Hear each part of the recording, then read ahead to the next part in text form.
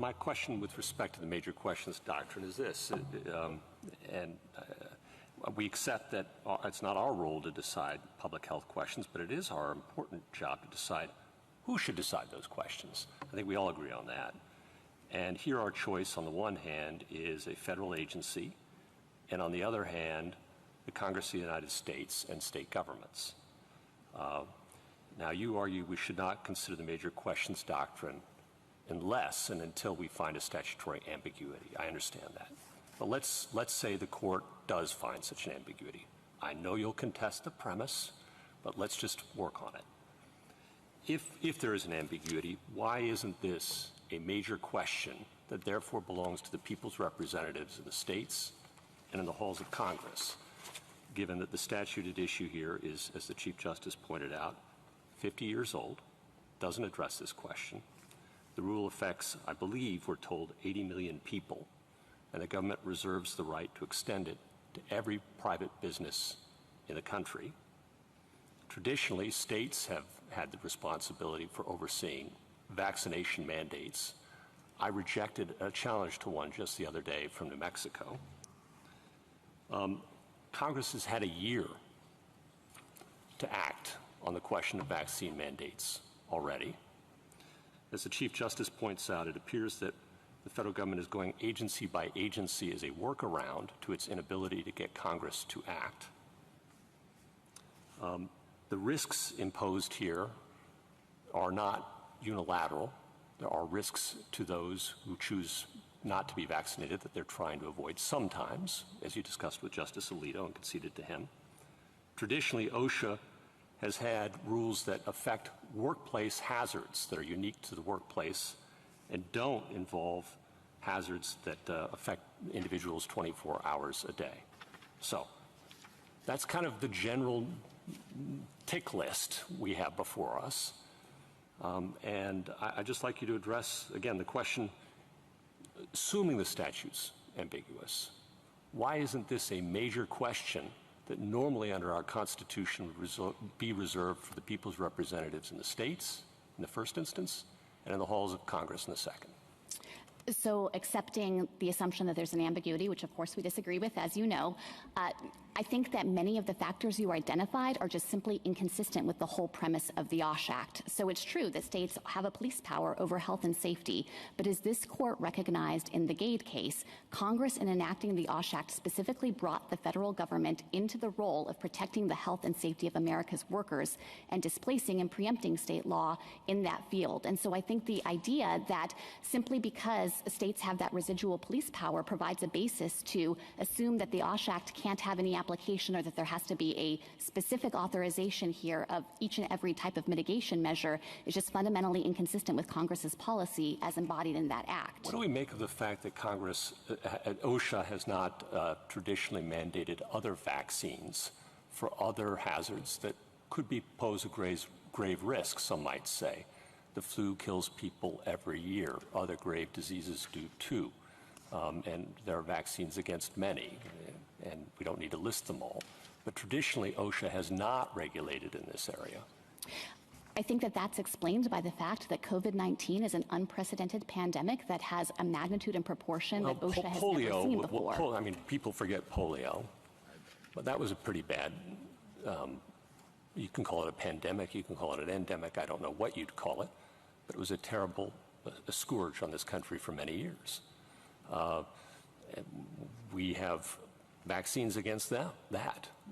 But the federal government through OSHA, so far as I know, and you can correct me, does not mandate every worker in the country to receive such a vaccine. We have flu vaccines. The flu kills, I believe, hundreds of thousands of people every year. OSHA's never purported to regulate on that basis. Well, what do we make of that when we're thinking about what qualifies as a major question and what doesn't? Well, with respect to other diseases where there are effective vaccinations, I think the simple explanation for why OSHA hasn't had to regulate workplace exposure to that is because virtually all workers are already vaccinated. With respect to many of those diseases, all of us have at one time or another been subject to compulsory vaccination Is that true requirements. with the flu? Mostly. Do we know that to be true with the flu? So flu is an exception because it's a seasonal illness. And there, I think that the explanation for the failure to regulate is that it doesn't present anything approximating the kind of hazard or danger to workers as COVID-19. I don't want to suggest that Are it you would be... suggesting that it doesn't pose a grave risk? I think that the agency would have to build the record to demonstrate that it would clear that statutory hurdle. But it might. It would depend on the evidence. Certainly, if there were another 1918 influenza outbreak like the country experienced before, yes, absolutely, I think OSHA could regulate exposure to influenza in the workplace. That's similar to what's happening with COVID-19 right now. Justice Gorsuch? I do have a couple of questions, Mr. Keller. First, the government says that the major questions doctrine and federalism canon, for example, don't apply to this court's consideration of this case or any other unless the statute before us is first found to be ambiguous. What's your understanding? Well, 2 points. If you need to even reach the question of whether there's ambiguity, and we think the term necessary is clear in context, it has to mean indispensable or essential, that would be a term where potentially the government in their interpretation would reach ambiguity. But regardless, the major questions doctrine is also in service of avoiding non-delegation concerns. And the non-delegation concerns that this court recognized in Industrial Union and citing I'm sorry to interrupt you, but that wasn't quite my question. I apologize if I didn't make it clear enough. But the government says that we only consult those doctrines, the federalism canon, the major questions doctrine. I think the court understands what they are, but only consults them after finding a statutory ambiguity. Do you disagree? I disagree in that the major questions doctrine is also a doctrine that would avoid non-delegation concerns. So even if there were a clear statutory term, non-delegation concerns in how to interpret that statute would factor in. Regardless, I think the term necessary here, there's plenty of room to implement the major questions doctrine there, in addition to all of the workplace tethered languages in the plain text and statutory context. And then secondly, I would like to understand your argument and your colleague's argument from Ohio, I believe it is, why the court should enter a stay immediately. You asked for immediate relief. Why should the court grant immediate relief? The short version is as soon as businesses have to put out their plans and this takes effect, workers will quit. That itself will be a permanent worker displacement that will ripple through the national economy. So we can talk about the billions in non-recoverable costs that the government even concedes, and we can talk about the lost profits and lost goodwill and lost business reputation, and we can talk about the businesses that are going to be put out of business. Our appendix at pages 375 to 80 quotes many businesses saying this would be catastrophic. It would bankrupt our company. It would be the most devastating event our company has ever experienced. That's why we're here. We're asking for an extraordinary stay. We understand the gravity of the situation, but in balancing the sheer size and scope of this emergency power that is supposed to be exercised delicately and the national economic implications of this when states and businesses can and have acted, we are entitled to a stay in this posture. Justice Alito, sorry to have gone out of order. No, fine. Mr. Keller, I just want to make sure I understand what we should focus on here. Is the question whether this ETS is necessary to protect the health of the general public, or is it whether it is necessary to protect just employees, and not even all employees, but only unvaccinated employees, people who have chosen independently not to be vaccinated and do not want to be vaccinated? Is that the proper focus? Correct, the latter, Justice Alito. As OSHA has said, the grave danger here is to the unvaccinated worker who's exposed to COVID. Thank you. Justice Sotomayor. Justice Gorsuch? You're not going to like these questions any better than those. I do want to follow up on that. I actually think you probably have a pretty good argument on the statute, which focuses on job function, whether it's executive or administrative. And I kind of took the dissent in the Fifth Circuit to focus on the fact that tool pushers are administrators. and that's just the nature of their job. And I think that's probably all right. But the regulations are all about pay, how you're paid, the mechanics of pay, and we've been down to the minutia of that for the last 40 minutes. And I just don't see that argument presented. And I just want to give you one last shot on why it isn't forfeited in this case. So it's not forfeited in this case, Justice Gorsuch, because the case has always been about whether ultimately the respondent is exempt under the statute. No. The question we granted cert on was whether you had to satisfy, 601 and 604 or both, right? That's what we granted cert on. Absolutely. And I'm not trying to pull a bait and switch. I'm just telling you, at bottom, the case is always about the statutory exemption. Where the circuit split, and what we haven't run away from, is the circuits are split as to whether 604 essentially conditions and modifies 601. Right. We don't think it does, for all the reasons we put forth elaborately in our brief. Put that aside, though, it seems to me quite an independent question whether 601 and 604, either of them, have anything to do with the statute or defy the statute, which is, I think, what your argument might otherwise have been. Well, here's what I think we have argued, and I think this is fairly. Our argument is if 604 is not incorporated, then 601 is more consonant with the statute than if 604 is incorporated. Okay, I understand that argument. I understand that's before us. Okay, and with respect to that, I told you you're not going to like any of these questions. You're not going to like this one either, okay? The circuit split we took up was whether you needed to satisfy just 601 or both 601 and 604. Okay. You've heard a lot of questions today about whether you even meet 601. And let's say you don't, okay? Let's say you don't. And you lose right out of the starting gate. And so the circuit split isn't even implicated. Your choices at that stage are either to answer the 601 question adversely and send it back, or to dig. Which do you like better? I told you weren't going to like the question. I mean, I would prefer that you just answer the question, because I don't think there's a basis for dig. And I think if you look at the cases on the other side of the circuit split, you will realize that there is no difference about whether we satisfy 601 versus those cases. Because all that's different in those cases... No, I understand you think you're going to win on 601. I got it. Let's say you lose on 601. Would you rather that? Would you rather hear that answer, or would you rather a dig? I'd rather hear we lose on 601, but the statutory question's still open on remand.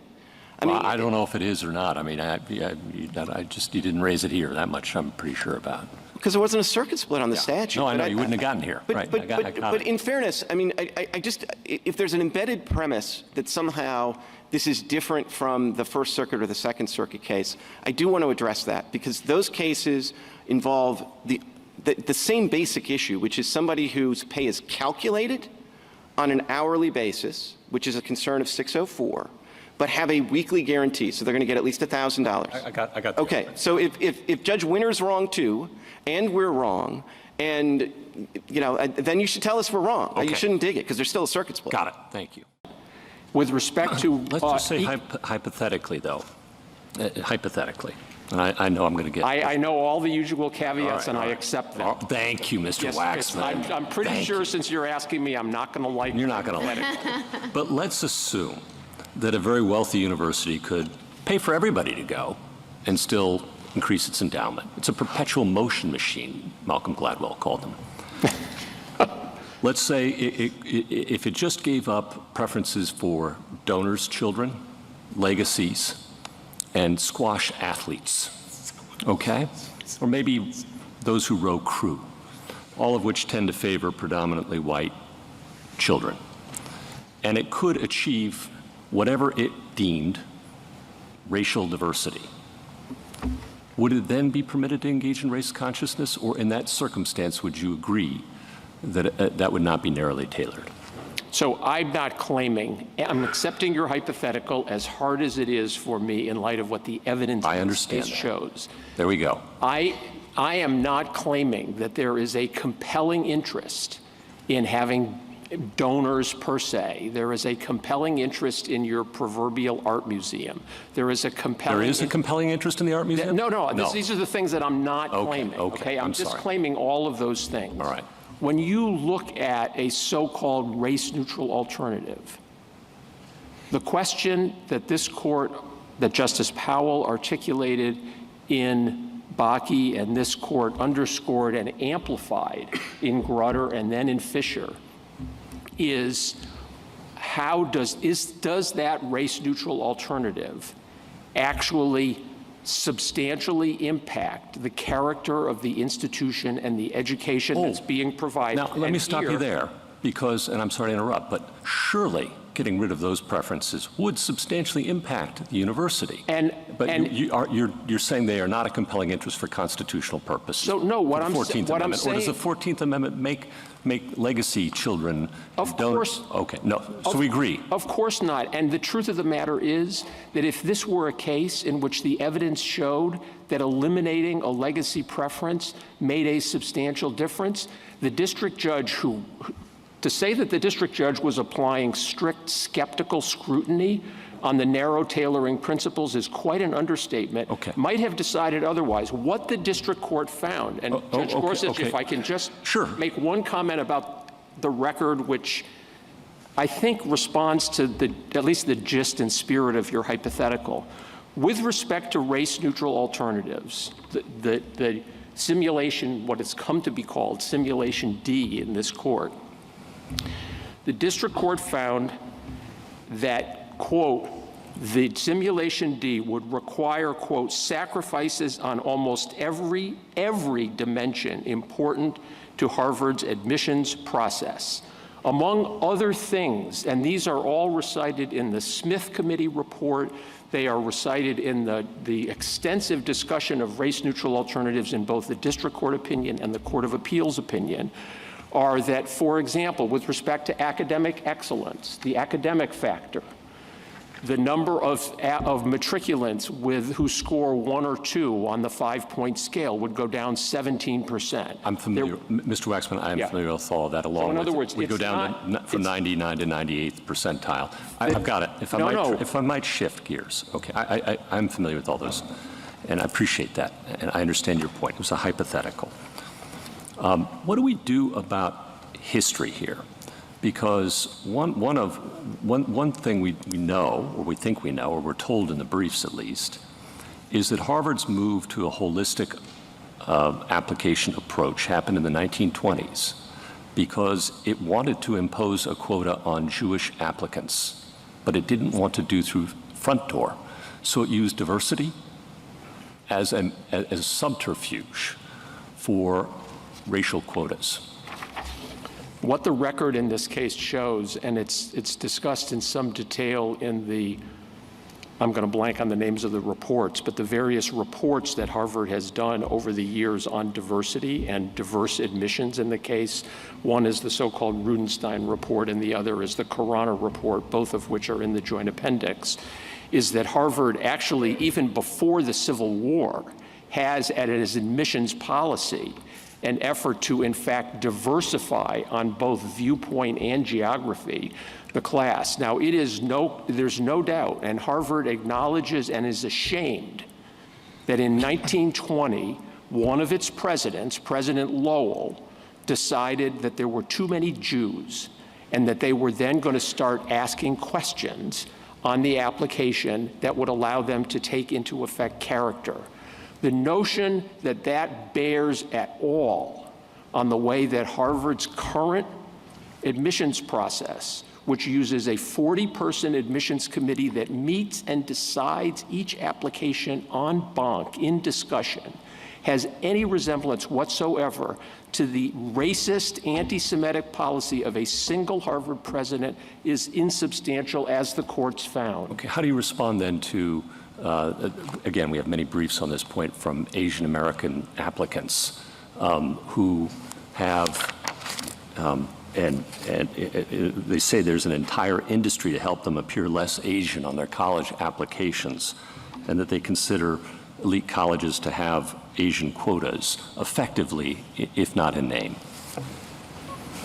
I'll say two things. One, generally about the amicus briefs, and two, specifically about Harvard. And I certainly want to get to number two. But there are multiple amicus briefs filed by Asian American organizations, and one that is particularly, I think, powerful, filed by 1,240 scholars of Asian American experience and Asian ethnicity, all of whom not only opine, but cite studies showing that Asian Americans as a group, and Asia, of course, represents 61% of the world's population and a multiplicity of ethnicities, that Asian Americans demonstrably benefit from a holistic admissions policy that considers race as one factor among many. Now, with respect to Harvard, to say that there was evidence in this case is quite an understatement. The district court found, I'm quoting page 261 of the Joint Appendix, and it's reiterated by the Court of Appeals on page 80 of the Joint Appendix, that there was, quote, no evidence of discrimination against Asian Americans whatsoever. Again, now on page 264, there was consistent, unambiguous, and convincing testimony that there was no discrimination in the admissions process in general and the personal rating in particular. The plaintiffs in this case could not, after 4 years of discovery in which they hand-picked applications to view in total, they could not produce a single witness to testify that he or she had been discriminated against. Justice Gorsuch? I'd like to focus for a moment on the statutory questions, one I raised earlier. I'd like your thoughts on it. We have both a constitutional claim but also a statutory claim, Title VI. And I understand our precedents have often conflated the two. But put that aside for the moment. Justice Stevens made a powerful argument in Bakke that whatever the 14th Amendment permits or does not permit, Title VI's language is plain and clear, just as Title VII is. And Title VII does not permit discrimination on the basis of sex, and Title VI does not permit discrimination on the basis of race. Can you help me with that? Sure, Justice Gorsuch. So I think that the court in Bakke and Grutter correctly interpreted Title VI. The statute where did Justice Stevens err? In not recognizing that the term discrimination in this context is ambiguous. And I think that the legislative history therefore carries force in this context. We didn't find it ambiguous in Bostock. Why should we find it ambiguous now? Well, I think that the statute doesn't define. Were we wrong in Bostock? No, I'm not suggesting that. But Justice Gorsuch, I know you asked me to put to the side that the court has already resolved this issue. I just would emphasize All right, you're that going to go back to that. We're talking about a statute here. Statutory stare decisis considerations have their greatest force. Congress has never overturned this court's interpretation of Title VI. Petitioners aren't asking this court to revisit its interpretation of Title VI. On the text, though, do you have anything else? I would point to the ambiguity in the term discrimination. Okay. But it's not ambiguous in Title VII. No, and we respect this court's decision in Bostock. It's just ambiguous in Title VI, the same word. This court has held that multiple times. Okay. What do we say to Asian Americans who there's a veritable cottage industry, we're told by the briefs, that they are encouraging Asian applicants to avoid and beat, quote, Asian quotas. That's how they perceive it. Is that an important consideration? And that they tell applicants, coaches tell applicants to disguise their backgrounds and their names to the extent possible in order to secure what they view as an even footing in the admissions process? I find those accounts appalling.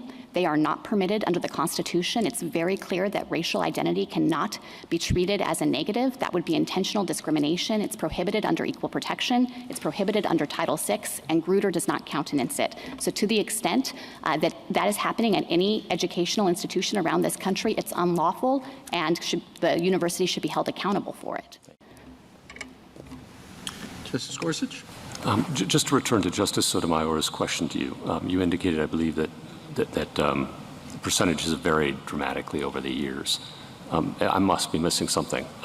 On page 23 of the petitioner's brief, they have the statistics from Harvard for 2006 through 2018, and the share of Asian American students varied between 17 and 20% every year, 70% actually being the outlier.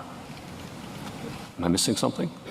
No, Justice Gorsuch, I think that the point I was trying to make is that that band is actually a greater amount of fluctuation than was present in the applicant pool with respect to the number of Asian Americans who were applying to Harvard every year. But let me just say this. Is the same thing true with the Hispanics and African Americans? Because the numbers are pretty similarly banded for those. Yes, that's my understanding, that the district court's factual finding in this regard is that there was relative stability with respect to the number of individuals in those groups who were applying and greater fluctuation with respect to admissions decisions. No, these are admitted students I'm talking about here. Yes, and the district court was drawing a comparison between the bands that you were just describing and the bands that exist The with point respect. is, whatever the pool is, every year the percentage is the same. And the U.S. government below said this manifest steadiness speaks for itself. Am I missing something? Well, let me just say that the district court made a factual finding of no racial balancing. But if you think the district court was wrong about that and this is clearly erroneous, then that is clearly impermissible and the court should send it back. That would provide a basis to reverse on clear error. And we are not here to suggest that racial balancing is okay under this court's precedents. Grutter doesn't countenance it and the court could make that clear. Mr. Fagan, what are we supposed to make of the fact that the government's position before 1998 appeared to be that of the petitioners, that either circuit foreclosure test was sufficient to invoke the savings clause, or that there were constitutional problems with interpreting the savings clause otherwise? Then from 1998 to 2017, I think, if I've got it right, the government took the opposite view, the view of the amicus, that the circuit foreclosure tests, neither of those tests work, and that the savings clause should be measured about whether it's effective and adequate to raise the argument, that the baseline would be implicit in the text or explicit in the text. And now, for the first time, the government's coming up with a completely new theory that no circuit courts adopted and neither side in this litigation pursues. What are we supposed to make of that? Well, Justice Gorsuch, I mean, it's a clever argument, but the brief discusses it as the natural reading of the statute, but no circuit court over the last 50 years has read it that way. Well, Your Honor, I think you're correct that we've shifted positions. I think your chronology, in candor, we've shifted around a little bit more. Even more than I described. I've been generous. Okay, to be completely just as I was generous to petitioners about court martials, and apparently those are not permitted either. But okay. I just want to be completely upfront with the court about that. But I think the bottom line, Your Honor, is the way we're interpreting it now is the way that the court actually interpreted it itself in Hayman and Sanders, and I think it's mirrored in Swain against Presley, which interpreted the analogous D.C. provision, and in Boumediene, which is that the saving clause essentially makes sure that federal prisoners weren't disadvantaged by the adoption of this new remedy. They weren't substantively disadvantaged or procedurally disadvantaged. And in doing so, it ensures that there aren't going to be any constitutional problems. We don't think there'd be any constitutional problems in these particular circumstances under Felker against Turpin, but even if there were, the easiest way to make sure there's no constitutional problems with the withdrawal of habeas is to keep a residue of habeas where they might inadvertently have missed something. Then I'd like to return to Justice Alito's question, which is, you ask us to use the baseline of habeas as it existed between about 1948 and 1995 and ignore what happened after 1995 and before Brown, well, I guess 1953, though you do pluck a couple of cases before Brown. It seems a bit of a bespoke reading of habeas. It would be, Your Honor, but let me clarify, that is not actually our reading of habeas. We think that you look to the federal habeas remedy now. And as I was trying to describe in response to Justice Alito, figuring out the contours of the federal habeas remedy now, you would look at traditional habeas, so things like Davis would tell you something. Should we look at before Brown, in which it was mostly jurisdictional? That habeas was limited to jurisdictional questions? Well, Your Honor, does that inform our analysis, or should we ignore that? I think you would look at federal habeas as it exists today, which To the extent the before Brown cases aren't kind of superseded by some of the later ones, that would be, you could potentially look at them. But we do think, and I just want to be very clear on this, we do think that it is informed, as this court has said, by the statutes that this court has enacted. And it can be informed by Section 2255, particularly in its provisions like 2255H or its statute of limitations that are also mirrored in state habeas, because that gives us a very clear indication that habeas as it stands today does not allow those kinds of claims, the kinds of constitutional and factual claims that I still think my friend the petitioner's approach might in theory allow. But one thing Congress did not speak to were the kind of statutory claims that you see in Davis that everyone agrees were available in traditional habeas. We don't have that kind of clear statement. And the kinds of claims we're talking about here are claims that someone is in prison potentially for the rest of his life for conduct that Congress itself, according to this court, never wanted to make criminal. Justice Gorsuch? We haven't had a chance to discuss 1252 much, and I'd like your thoughts on that. And in particular, if we were to agree with you on that, do we have to address your standing arguments, let alone the merits?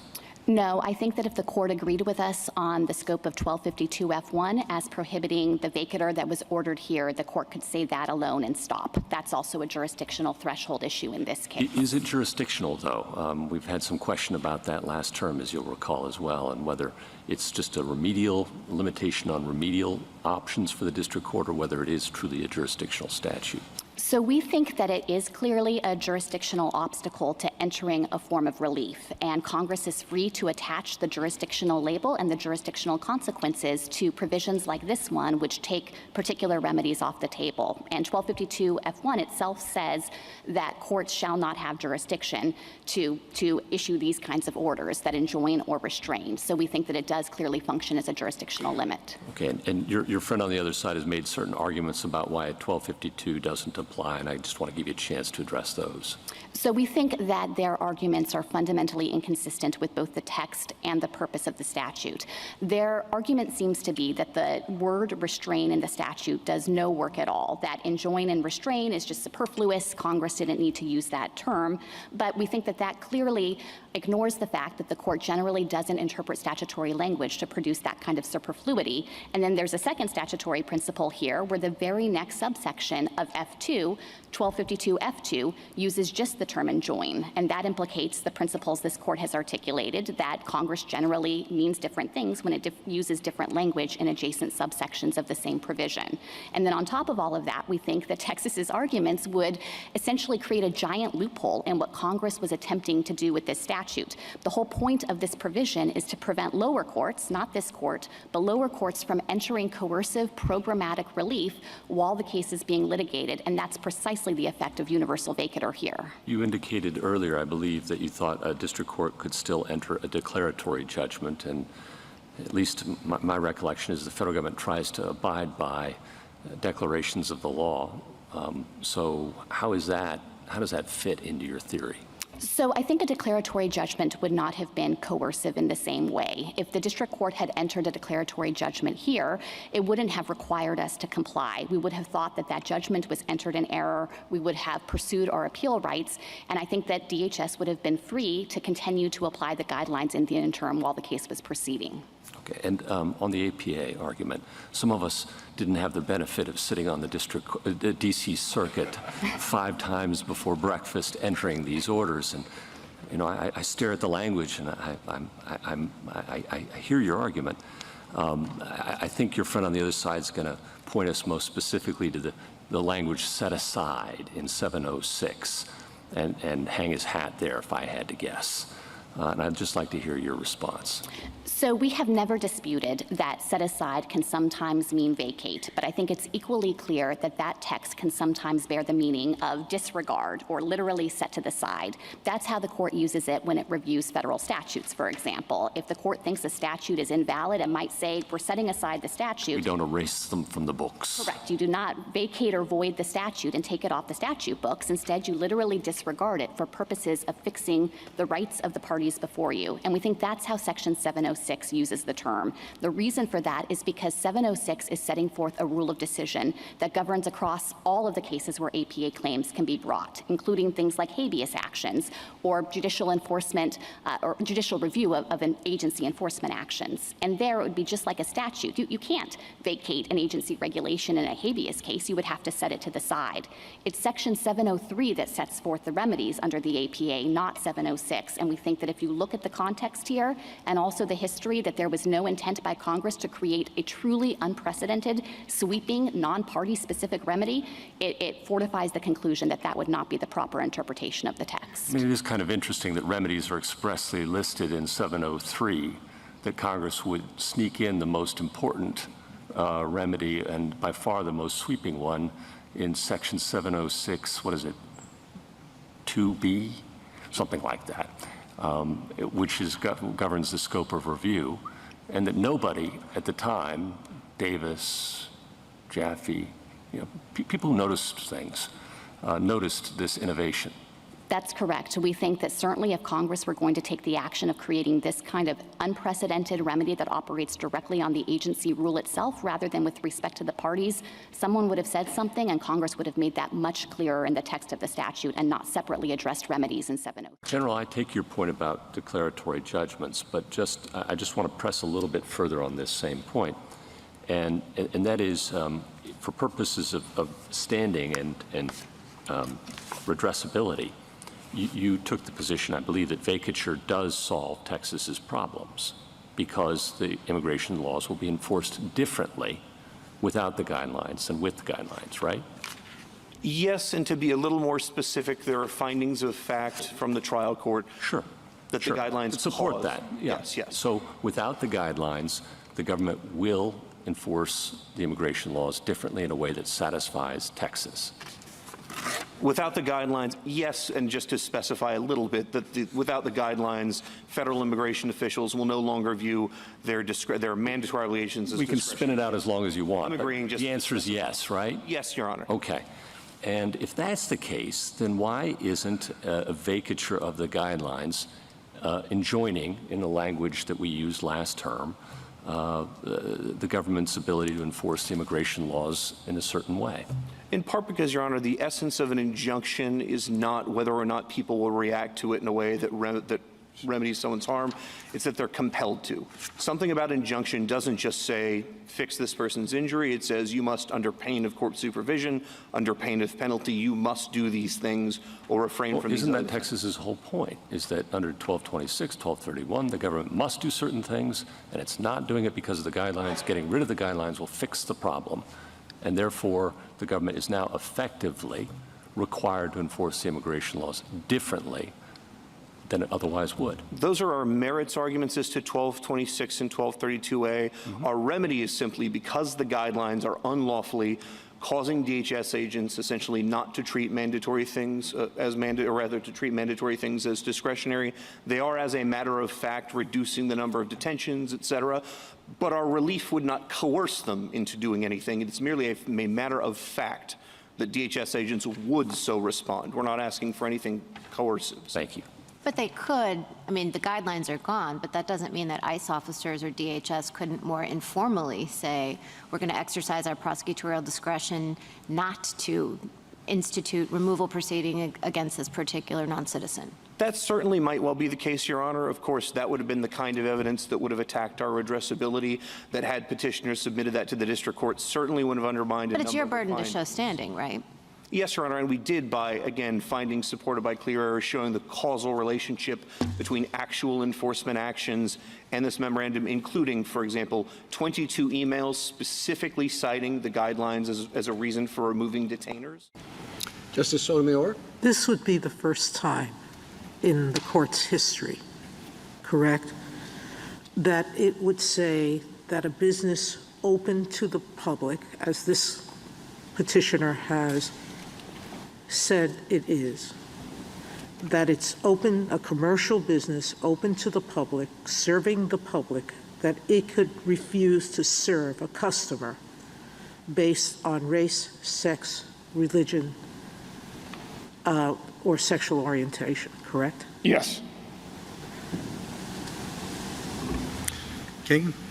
Justice Gorsuch? Good morning, Mr. Olson. Is it still morning? Just barely. It must not feel like it standing where you are. I'm here all day, Justice. It's good to see you. We've had some discussion about whether websites are speech or whether they are a service off the shelf. And I, like a lot of my colleagues, don't profess to know much about this. But I do know that there are some stipulations that you made in paragraphs 81, 82, 83, which say that this is customized, personalized, an expressive activity in each and every circumstance. What do we do about that from your perspective? Don't we have to take that as given? Yes, but it doesn't change the analysis, I think. Why not? Because I do see a thing very different if I put a cake on display, it's been made, it is what it is, or a website that you can then go customize yourself, and another thing to commission an expressive activity, and to require somebody to create an expression. Those are two different things, analytically in our law. So help me out. Well, I think along with the stipulations, we need to look at the specific relief that the company seeks. But those are the stipulations. They are the stipulations. Yeah. And the specific relief that the company seeks is the ability to turn away every single same-sex customer. Well, they can ask for what they want. What they get might be another thing, Mr. Olson. But how we analyze the case depends upon those stipulations. Of course it does. Okay. Okay. And then separately, I was intrigued by your answer before my friends at the 10th Circuit about freelance writers and people like that, and the notion that Colorado could compel, for example, an individual to write a speech or a press release on behalf of, say, a religious entity with whom he or she disagrees. Does every press release writer, freelance writer, have to write a press release for the Church of Scientology, say, even though the beliefs of that institution may be inimical to that person? Not at all, and I admit I don't have firmly in mind the exact contours of my answer a couple years ago to the 10th Circuit, but I will tell you what Colorado law says, which is a freelance writer may or may not be a public accommodation. Well, let's assume they are, okay. Under your definition, pretty broad, very different than the historical understanding of public accommodation, but we've gone over that.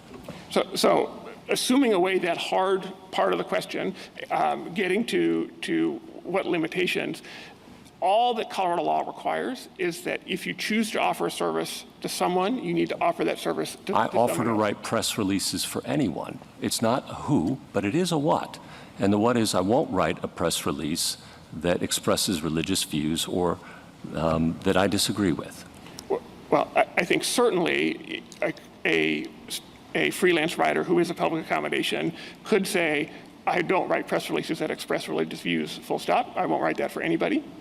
Right, you can... No, I'm happy to do it, generally speaking, but just not ones I disagree with. There are many I would agree with across a wide variety of religious faiths, but I'm not going to do it for some with whom I disagree. Well, even in that circumstance, what Colorado looks to is the service you actually provide, and you choose the service so long as you could say... So the answer is yes, Colorado would compel that person. No, the answer is no. Okay, why? Because Colorado could say, you as a speechwriter could say, I write,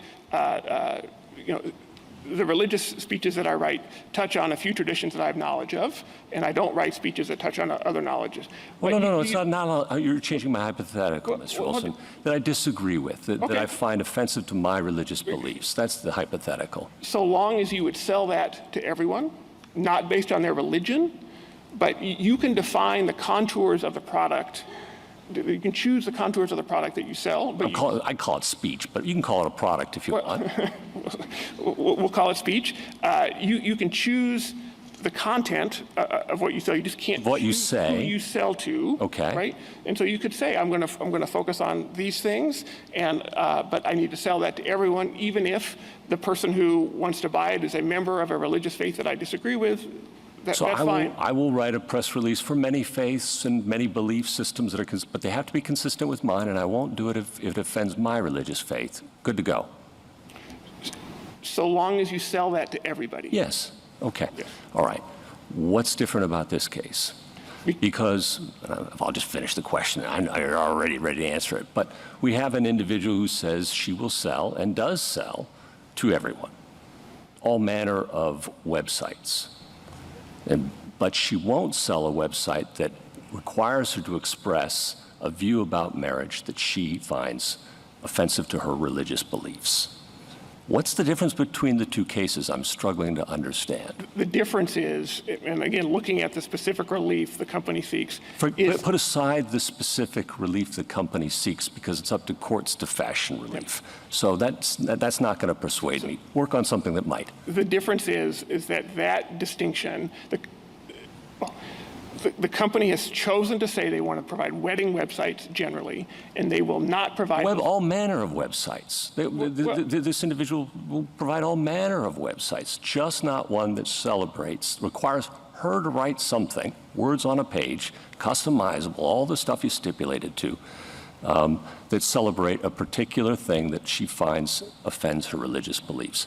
I'm looking for the distinction between the two cases. One you say is okay, the other one not okay. because the company, unlike our first example of the speechwriter, Yeah. the company here says, in no uncertain terms, will they ever sell a company, a product or a service to a same-sex couple for No, wedding what they websites. say is we will not sell to anyone, a message that I disagree with as a matter of religious faith, just as a speechwriter says, or the press release writer, the freelance writer says, I will not sell to anyone a speech that offends my religious beliefs. But here, they are defining their service by excluding someone based on their, That's their religious belief. well, in You Colorado. can't change their religious belief, right? No, well, And you protect religious beliefs under the statute, right? That is one of the protected characteristics, in theory. and in practice. If it wasn't in practice, we had heard about it over the past several years, and my friend has pointed to no example where this has been applied. Mr. Phillips did go through a re-education training program pursuant to Colorado law, did he not, Mr. Olson? He went through a process that ensured he was familiar with. It was a re-education program, right? It was not a re-education program. What do you Mr. call Gorsuch. it? It was a process to make sure he was familiar with Colorado law. Someone might be excused for calling that a re-education I strongly program. disagree, Justice Gorsuch. Thank you, Mr. Olson.